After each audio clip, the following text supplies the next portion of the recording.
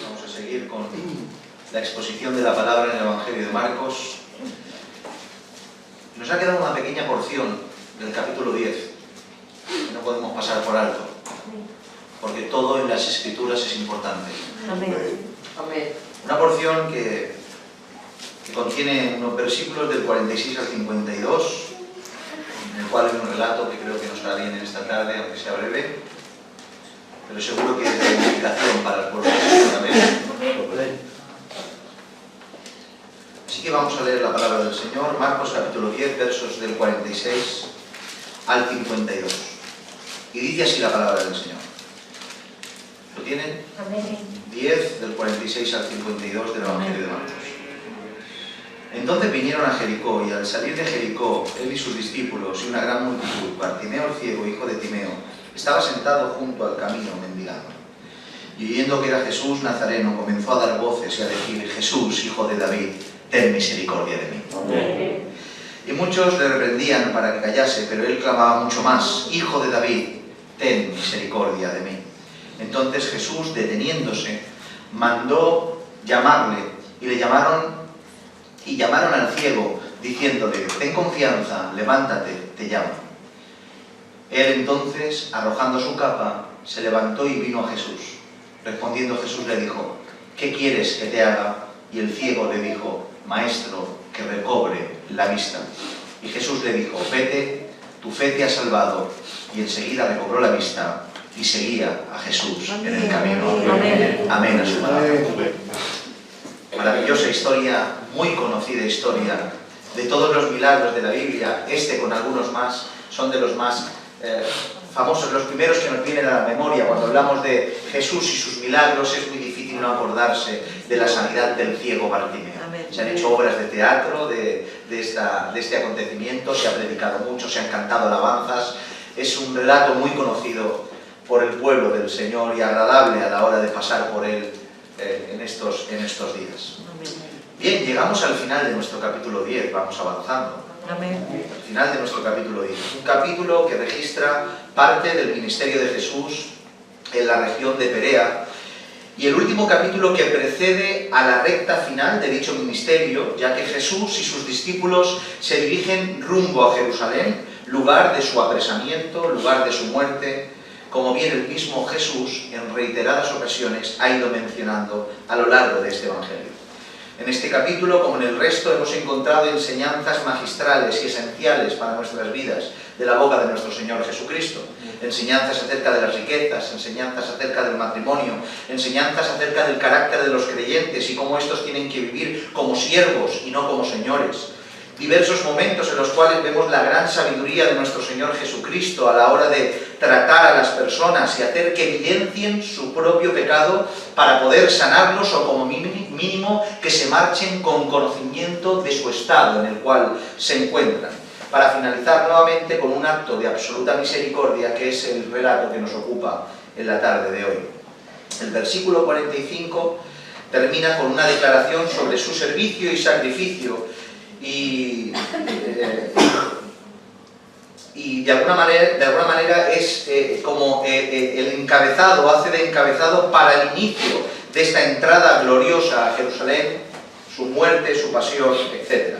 En Marcos capítulo 10, verso 45, el verso anterior al relato que hemos leído, dice: porque el Hijo del Hombre no vino para ser servido, sino para servir y para dar su vida en rescate por muchos. Amén. Pero el Evangelio de Marcos no pasa directamente a hablar de la entrada triunfal en Jerusalén que encontramos en los inicios del capítulo 11, sino que se detiene una vez más a relatar un último milagro.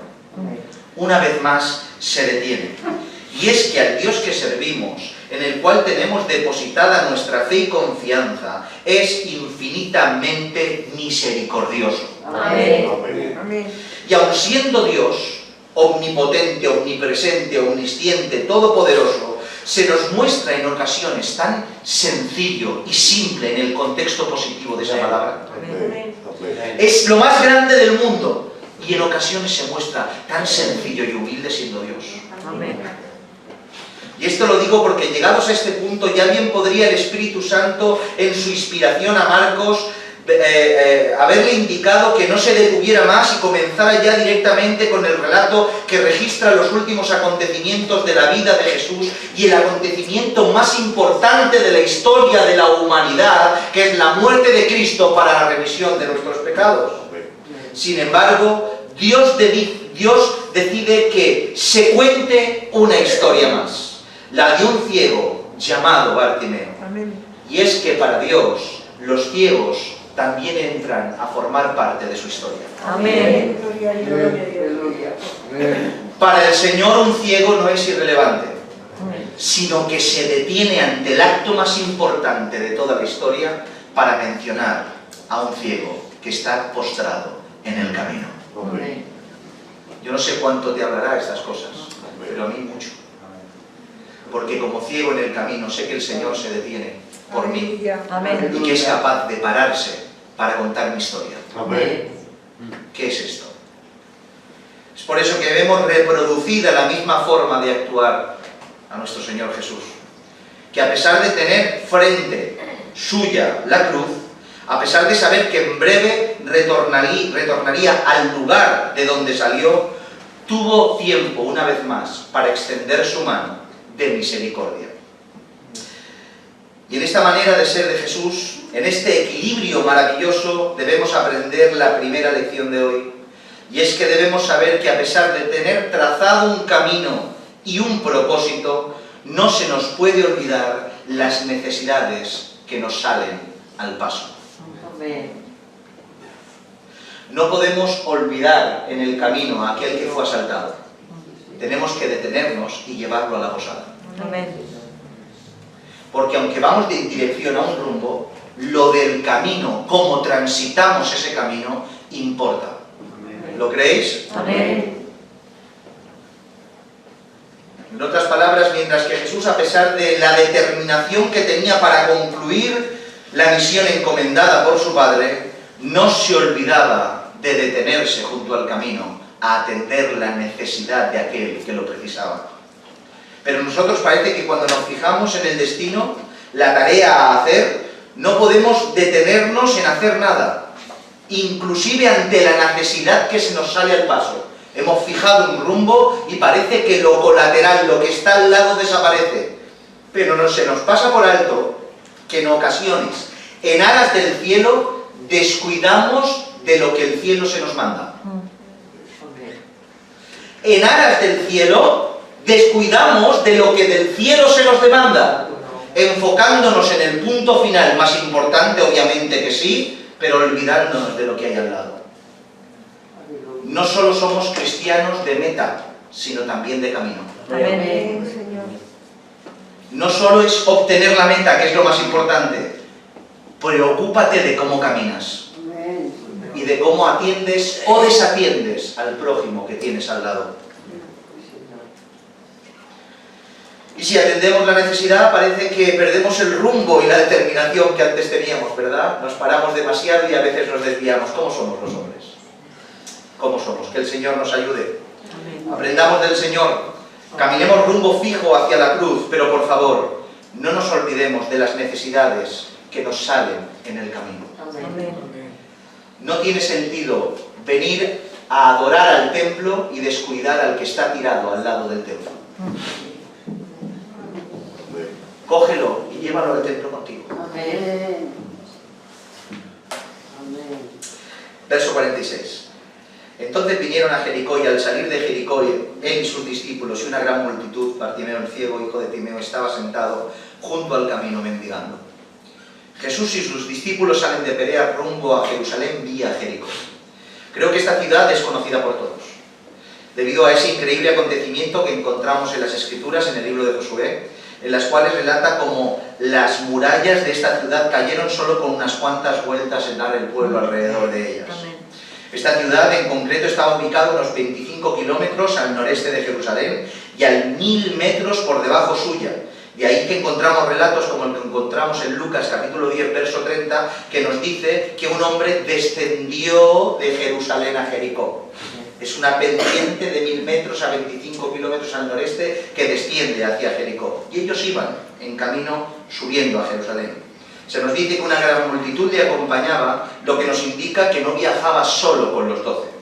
El motivo es el de siempre. Por donde estaba Jesús, la multitud se amontonaba, porque Jesús fue, es y será siempre atrayente. Amén. Tanto para los que le siguen para bien, como para los que le siguen para mal. Siempre tenía gente alrededor.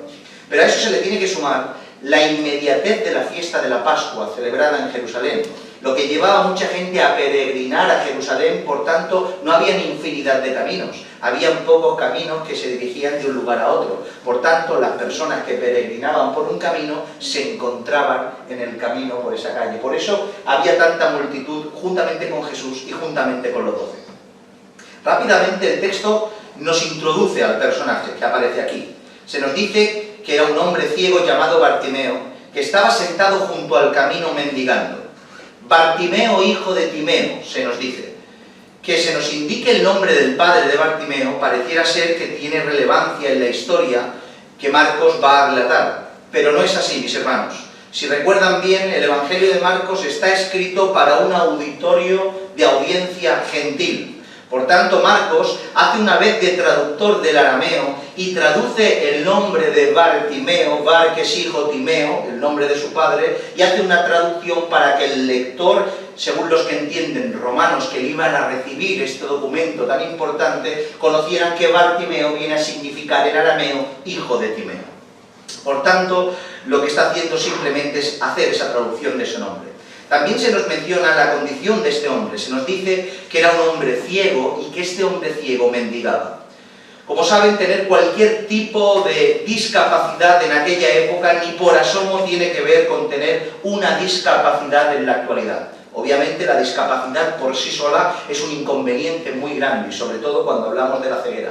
Pero tener esa discapacidad en aquella época era altamente terrible. Ser discapacitado, estar ciego en esa época, te impedía prácticamente vivir. No podías tener familia, no podías participar en nada concerniente a lo religioso, no podías trabajar y por tanto te veías obligado a depender de la caridad de los demás y a vivir en la indigencia, a vivir como mendigo.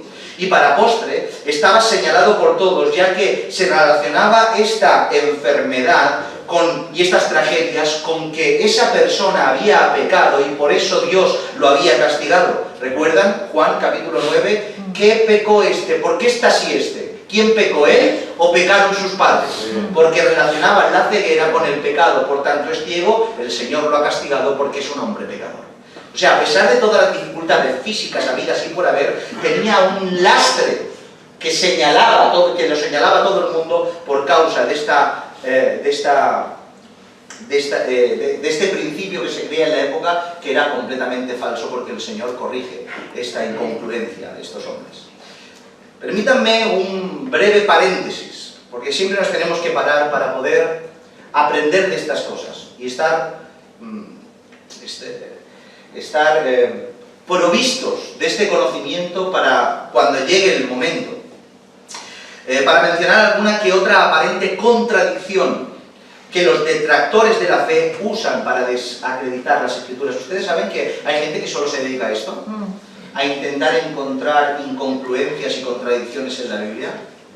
Obviamente nosotros no estamos para atender esas incongruencias, ni estar pendiente de todo esto, pero sí que tenemos que tener comprensión de todas estas cosas para fortalecer nuestra fe y para poder dar una respuesta adecuada en cualquier momento. En este relato nos encontramos con dos aparentes contradicciones. La primera tiene que ver con que si eran dos ciegos, como menciona el Evangelio de Mateo, o solo uno, como mencionan Marcos y Lucas. Y la respuesta sencilla es la que se aplica en casos semejantes, y ya hemos dicho. Es que los Evangelios no son relatos que describen acontecimientos sistemáticamente, sino documentos históricos inspirados por Dios que resaltan lo relevante para transmitir en cada momento lo que el Espíritu Santo inspiró al autor. ¿Han entendido? Bueno. Y Marcos en este caso resalta a uno de los ciegos a tal punto que le pone nombre, ignorando todo lo demás. No porque se contradigan los relatos, sino porque Marcos toma por relevante lo que ocurrió con el ciego Bartimeo, en este caso. La segunda aparente contradicción tiene que ver con que si el milagro se realiza al salir de Jericó, como encontramos en Marcos, o como nos dice Lucas 18, que fue al entrar a la ciudad. Unos dicen que al entrar se encontró, y otros dicen que al salir se encontró con el ciego Bartimeo. Es una aparente contradicción. Y esto se resuelve cuando conoces que existían dos Jericós en la época. La que conquistó Josué, y encontramos en el Antiguo Testamento, y la que edificó posteriormente cerca de esta Herodes. Por tanto, Bartimeo estaba entre estas dos ciudades al lado del camino mendigando, haciendo posible, mientras que un evangelista decía que se encontraron entrando, otros dicen que se encontraban saliendo, dependientemente de la ubicación de la ciudad de Jericó que relatara. ¿Entienden esto? Bien. He hecho este paréntesis. Verso 47. Y oyendo que era Jesús Nazareno, comenzó a dar voces y a decir: Jesús, hijo de David, ten misericordia de mí. Jesús, hijo de David, ten misericordia de mí. La escena probablemente sería la siguiente. Bartimeo estaba junto al camino mendigando y de repente escuchó un bullicio de gente inusual. Recuerden que Bartimeo era ciego. Escuchó un bullicio, más de lo habitual, una multitud de gente. Seguro que cuando este bullicio no paraba de crecer, iba en aumento, se levantó de su lugar y empezó a preguntar qué es lo que pasaba. Vayan conmigo a la escena. Y cuando escuchó que era Jesús el Nazareno, ciego, ¿qué pasa? ¿Qué sucede? ¿Qué ocurre? Y se enteró que era Jesús el Nazareno, no necesitó más. No necesitó más. Jesús el Nazareno, Jesús hijo de David, ten misericordia de mí. No sabía dónde estaba. Él escuchó un bullicio. Se levantó preguntando, a lo mejor Jesús estaba en sus espaldas, le daba igual, él utilizó los recursos que tenía. Jesús, hijo de David, ten misericordia de mí. No le importó nada más, solo ser escuchado por Jesús.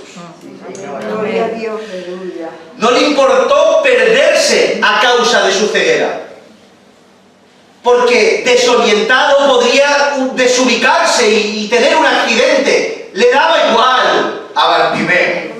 No le importó que la gente le hiciera callar, o que incluso le golpeara o le empujaba. Le daba igual a Bartimeo. No le importó que quizás que peligrara el futuro como mendigo, ya que a lo mejor importunaba a la gente y ellos le cogieran de algún tipo de manía diciendo: este no solo es ciego, sino que está loco, no le demos ni una moneda más. Le daba igual a Bartimeo. Él sabía que era su última oportunidad, que Jesús pasaba por su lugar. Amén. Y es aquí donde comenzamos a ver la fe de este hombre ciego. Para él Jesús no era un milagrero más, no era un profeta más, no era un maestro más, no era un rabino más, no era un hombre cualquiera, sino Jesús el Nazareno, el Mesías prometido por las Escrituras. Amén. Es por eso que le escuchamos gritar una referencia directa y específica, absolutamente mesiánica. Jesús, hijo de David.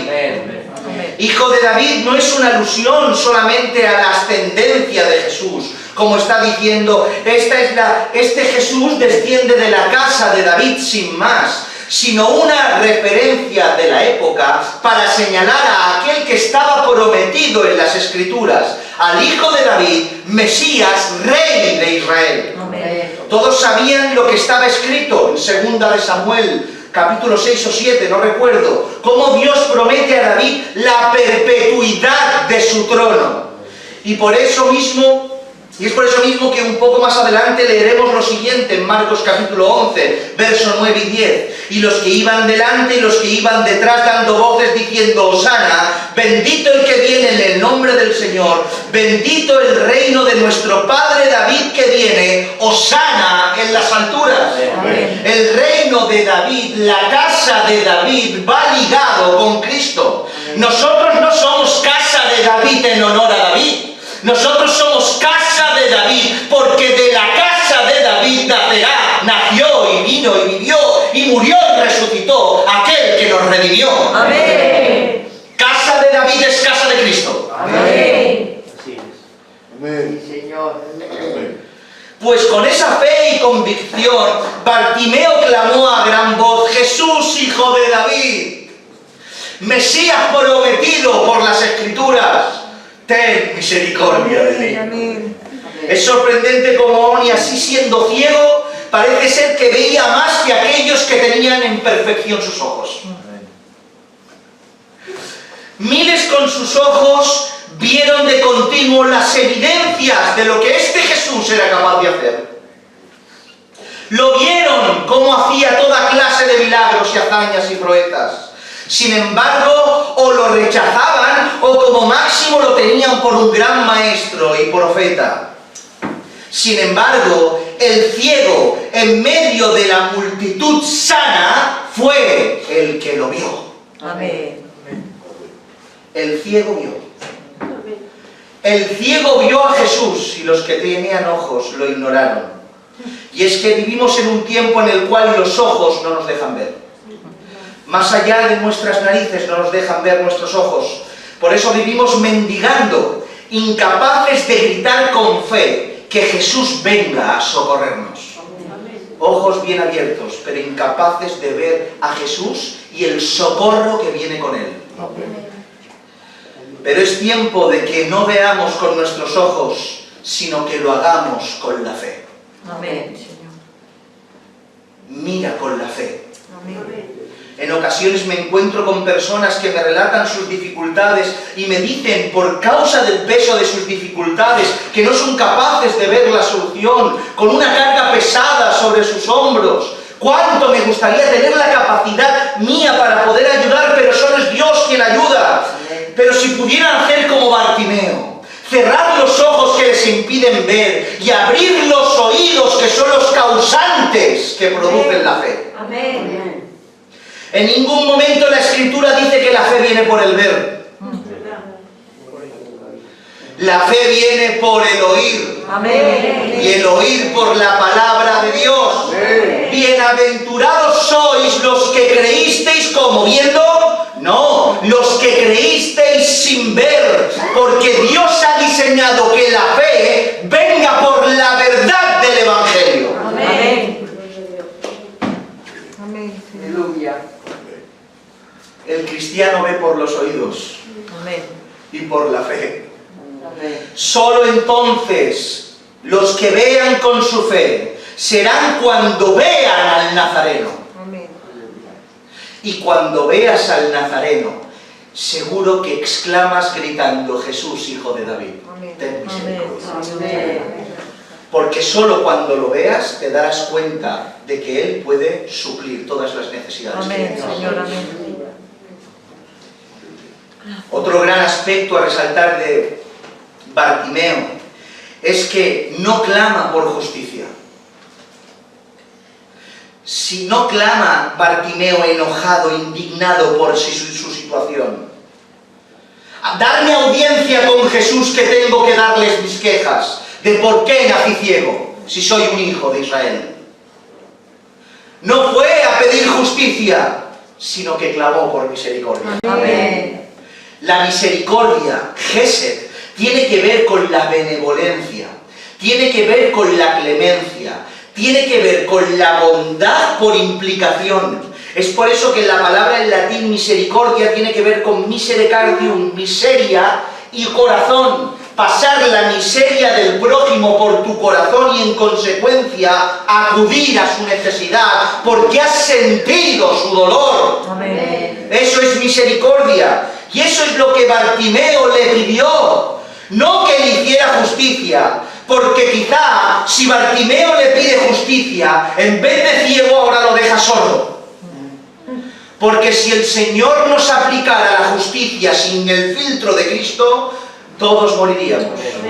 Menos mal que la justicia es aplicada estando Cristo delante. Amén, Señor. Y entonces la justicia aplicada poniéndose Cristo enfrente, el pago de nuestra culpa lo paga Cristo y nosotros recibimos la misericordia por parte del Señor. Es por eso que el ciego Bartimeo le dice: por favor, ten misericordia de mí. Lo que me lleva a la pregunta de ¿cómo le pido yo al Señor? ¿Cómo me acerco al Señor? En ocasiones en el cual me encuentro mal o tengo dificultades de cualquier tipo, ¿me acerco en oración pidiéndole justicia o pidiéndole misericordia? ¿Voy a darle quejas al Señor o como un hijo dolido voy a explicarle a mi Padre la historia? ¿Cómo acudo a su presencia? ¿Le expongo un listado de lo que debería hacer según mi criterio? ¿O le expongo mis necesidades roto delante de su presencia, diciéndole, Señor, me merezco esto y más, pero por favor, ten misericordia de mí? Amén.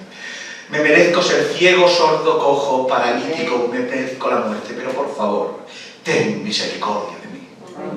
Amén. No podemos acercarnos al Padre con exigencias, porque somos pecadores y merecedores de los más viles de los castigos. Sin embargo, acércate al Señor pidiéndole misericordia, que Él te coge, te abraza y te restaura. Sí, Señor. Corazones apropiados, Amén.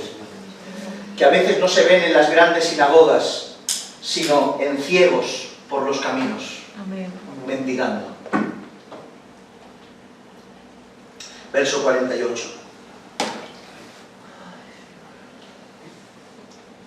Y muchos le reprendían para que callase. Pero él clamaba mucho más, Hijo de David, ten misericordia de mí. Nuevamente nos encontramos con la oposición habitual ante la necesidad de aquel que clama. Oposición ante la necesidad de aquel que clama. Y creo que ya es evidente, y no hay ningún tipo de duda, que el servicio, el clamor, la obediencia, que hacer lo correcto siempre irá acompañado de oposición. Siempre. Es imposible. En muy pocas ocasiones el camino estará perfectamente asfaltado y no te encontrarás ninguna piedra. Es muy raro, solo a veces. Después de una tormenta quizá tengas un tiempo de sol, pero otra vez vendrá la tormenta. Siempre habrá oposición. Es muy extraño hacer lo que toca y que no haya ningún tipo de impedimento. Y tenemos que tener los ojos y oídos bien abiertos, ya que en ocasiones los impedimentos, escucha bien, los asociamos a que quizá no sea la voluntad de Dios. Pero en ocasiones tenemos que entender que puede ser precisamente lo contrario. A veces encontramos un impedimento y decimos, no será del Señor. Pero tenemos que tener los ojos abiertos para saber si es la voluntad del Señor o no. Para ello se necesita conocimiento, madurez. Por tanto, cuando te encuentres en esta situación, ora, medita y acude a los ancianos de la iglesia para que te orienten. Porque ellos te podrán orientar, podremos orientar al pueblo si esa puerta está cerrada por la desobediencia o esa puerta está cerrada porque es una oposición. Porque si la obediencia es la que te empujó a caminar, el que te pone trabas no es Dios. Dios no va a poner trabas a una oposición por causa de la obediencia. Si tú quieres obedecer al Señor, ¿cómo van a haber trabas? Van a haber dificultades. Y en ocasiones oposición, porque no está en balde ni el enemigo ni aquellos que van en contra de la cruz. En el caso de Bartimeo, la oposición venía del hombre y no era un indicativo de Dios para que desistiera. Me mandan callar, no será del Señor, el Señor me quiere ciego. Podría haber dicho eso Bartimeo, pero es por eso que hizo lo único que se puede hacer ante la oposición. ¿El qué? Gritar más fuerte. Amén. Ante la oposición, Bartimeo no se tiró para atrás, porque sabía que iba con un corazón apropiado a la persona apropiada a pedirle algo apropiado. Por tanto, la oposición no lo tiró para atrás, sino que lo hizo fuerte y gritó aún más fuerte: Jesús, Hijo de David, ten misericordia de mí. Gloria a Dios. Imagínense la escena. Él gritando sin saber dirigirse hacia dónde estaba Jesús y la gente parándole. Pero él gritaba más fuerte. Bartimeo puede ser que no tuviera ojos, pero tenía fe y tenía voz. Amén. y su fe y su voz le eran suficiente para seguir gritando. Solo una mano en la boca se lo hubiera impedido, porque sabía que Jesús pasaba por su lugar. ¡Qué determinación de hombre! ¡Qué manera de caminar la vida de Dios! Sin poner excusas de mi condición, soy ciego, soy mendigo, si es del Señor pasará por aquí. Pero dice la Escritura, venid a mí y yo me acercaré a vosotros. Amén. Entonces Jesús, deteniéndose, mandó llamarle, llamó al ciego diciéndole, ten confianza, levántate, te llama. Ante la convicción y la tenacidad de Bartimeo, como ya hemos mencionado, Jesús se detiene. Porque Jesús siempre se detiene. Amén. Él siempre se detiene. ¿Por qué no nos lo creemos? ¿Por qué nos falta esa fe y esa convicción? Si sabes que Jesús pasa por tu lugar cada día, clámale, grítale, pídele, pidámosle que nos atienda, porque Él se para. Él se para a atender tu necesidad. Se nos dice que algunos que estaban por ahí, estoy seguro que no eran los mismos que le impidieron callar y cambiaron el chip al instante, sino que otros que estaban por ahí, que iban con un corazón apropiado, le dijeron, mira, no hagas caso de nadie, Él te llama, ten ánimo, ten confianza, ves. El verso 50, Él entonces, arrojando su capa, se levantó y vino a Jesús. Amén. Bartimeo, lleno de fe y confianza, se acercó a tientas hasta los brazos del Señor. Nos dice el relato que arrojó su capa, y eso no se nos puede pasar por alto. La capa de este mendigo quizás sería el bien más preciado y útil que tenía. Pero es más, dicen algunos que este tipo de capas eran distintivos de los que necesitaban de la caridad de los demás. Por tanto, los portadores de este tipo de capas, sin necesidad de pedir, los que pasaban por el lugar, sin ser conocedores de la discapacidad, solo por ver el atuendo, ya le daban limosna. Pero el relato se nos dice que Bartimeo arrojó la capa que lo distinguía como ciego. Arrojó la capa que lo distinguía como necesitado y mendigo, y se levantó a ver a Jesús. Y esto es un indicativo de la fe que tenía este hombre. Bartimeo sabía lo que iba a ocurrir. Bartimeo de alguna manera sabía que pasara lo que pasara, sanara o no sanara, su vida ya no sería igual. Ya que había conseguido audiencia con Jesús.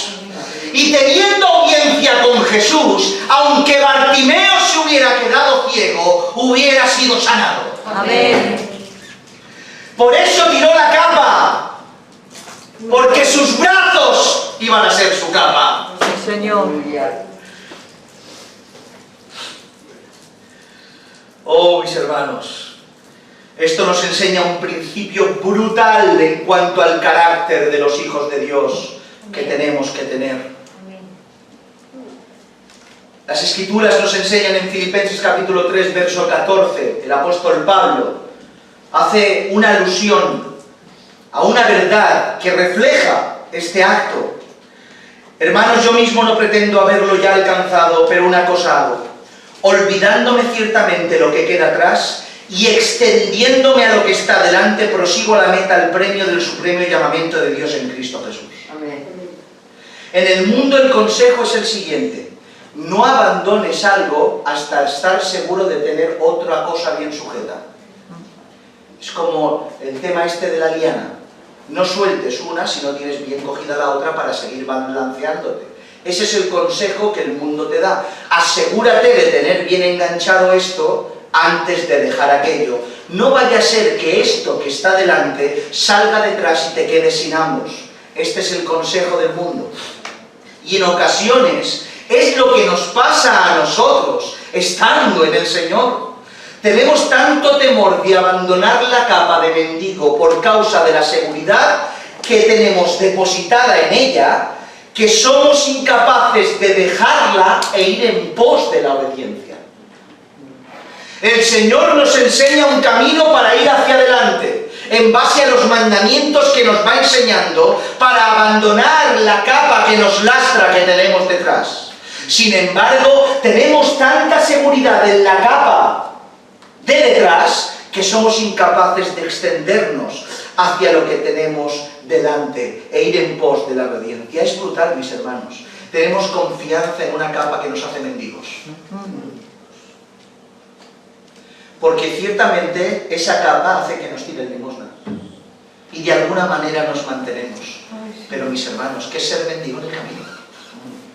Y el Señor te dice que quites la capa y te arrojes a sus brazos. Amén. Que dejes lo que hay detrás y te extiendas a lo que está delante. Dios es nuestra confianza. Nuestra confianza no está basada ni en nuestras fuerzas ni en la seguridad de lo que tenemos. Nuestra confianza está en que cada paso que damos nos acercamos más a estar entre sus brazos. Amén. Nuestra seguridad reside en que si el paso se da por causa de la obediencia, aunque no sepa lo que va a provocar dicha obediencia, aunque no sepa las consecuencias que no van a haber, no es lo mismo que el consejo del mundo. Porque el consejo del mundo de no soltar lo que tienes detrás hasta saber seguro lo que tienes delante, es porque la confianza de lo que hay delante no es segura. Por eso no sueltes lo que tienes detrás. Pero nosotros no solo sabemos que lo de detrás es tóxico, sino que lo de adelante es eterno. Amén. Tenemos conocimiento que lo de atrás es ruina y lo de adelante es vida y vida en abundancia. Hay seguridad plena que delante está Cristo. Amén. ¿Qué tenemos que dudar? Arroja la capa y ves a la audiencia de Cristo. Amén. Gloria a Dios. ¿Entienden? Sí, Señor. Señor, amén. Respondiendo Jesús le dijo, ¿qué quieres que te haga? Amén. Y el ciego le dijo, maestro, que recobre la vista. Amén. Una vez más Jesús actúa de la misma manera, haciéndole la misma pregunta que hizo en Perea a Juan y a Jacobo. Cuando estos le preguntaron acerca de que les concediera lo que pedían. ¿Se acuerdan? ¿Están? Amén, amén. Jesús sabía tanto como Jacobo y con Juan, como con Bartimeo, lo que estos tenían en el corazón. No obstante, quería escuchárselo decir. Por eso le preguntó, ¿qué queréis que os haga a Jacobo y a Juan? Y le preguntó, ¿qué quieres que te haga al ciego Bartimeo? Jesús honestamente le pregunta para que de sus bocas se esbozara el deseo que había en su corazón. Y esto es lo adecuado siempre, según las Escrituras, para cuando nos dirigimos a nuestro Padre Celestial. En ocasiones nosotros no somos explícitos en cuanto a aquello que necesitamos a la hora de orar a nuestro Padre. Ay, Señor. No somos explícitos. Ayúdanos. Muchas gracias, nuestro hermano se preocupa por mí. Gracias, mi hermano.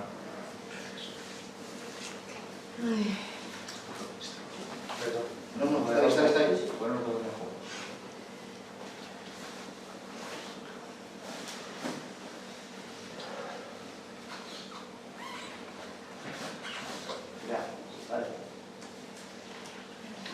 Decíamos que Jesús honestamente le pregunta para que de sus bocas se esbozara la verdad que había en sus corazones. Él conocía lo que había en sus corazones, lo dice la Escritura. Sin embargo, le pregunta para que de sus bocas salga la verdad que hay en su corazón. Y esta es una pauta que se registra en todas las Escrituras a la hora de dirigirnos a nuestro Dios. Obviamente que nosotros sin palabra el Señor ya sabe lo que vamos a decir. Pero la oración está diseñada para que nosotros hablemos con nuestro Padre Celestial. Para que le digamos aquello que necesitamos. No es suficiente, Señor, tú lo sabes todo. Es una oración perezosa. Amén. Tú lo sabes todo, ayúdame. Señor, tú lo sabes todo, tú conoces mi corazón. Arregla como tú quieras, Señor, y en silencio delante de Él. La oración no es para Dios, va hacia Dios, pero la oración es para usted, para mí. La oración está diseñada para que nosotros delante de nuestro Padre Celestial expongamos todo lo que necesitamos y que salga de nuestra boca toda la alabanza necesaria. Amén. Es por eso que se componen salmos y hay oraciones tan maravillosas en las Escrituras. Es por eso que dice la Escritura que el que confesare sus pecados, ¿a quién? ¿Al de al lado? No, a Dios. Y que le expliques a Dios con la confianza de un Padre íntimo todo aquello que te ocurre.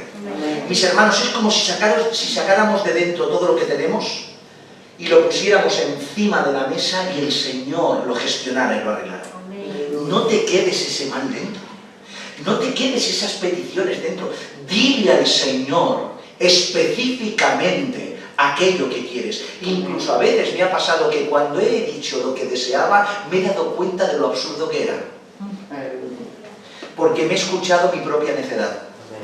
Y el Señor me ha hecho entender por medio de hablar con Él aquello que es correcto, aquello que es incorrecto, aquello que debemos pedir y aquello que no debemos pedir. Amén. Habla con Dios.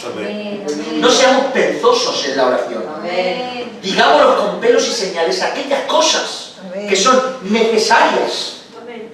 Cuando oras por tu prójimo, Amén. Señor, te presento a mi hermano, tú sabes, cuídalo. Señor, te presento a fulanito de tal que padece esta consecuencia y te pido esto por él. Amén. Háblale. Amén, Señor. Amén. Saca de tu boca. Porque Dios te dio boca, corazón, intelecto y espíritu para hablar. Amén, Señor. Y por eso Jesús a Juan y Jacobo le pregunta, dime, y a Bartomeo, dime, ¿qué tenéis en el corazón?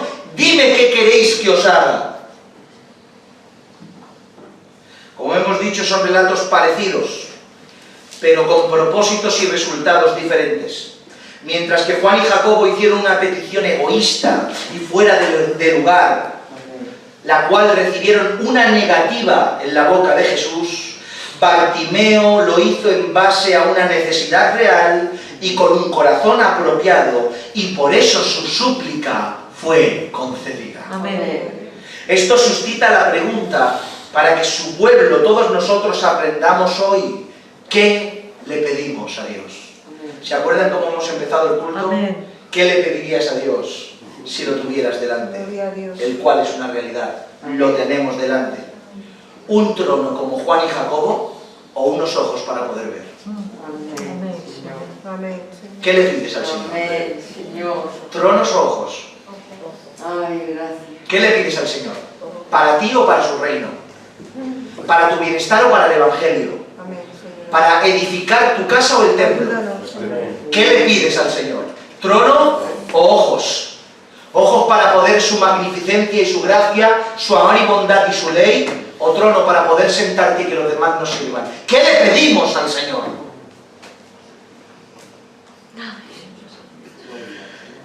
Lo que ocurre hoy es sorprendente, ya que en un mundo lleno de hombres y de mujeres sin ojos, le pedimos al Señor un trono.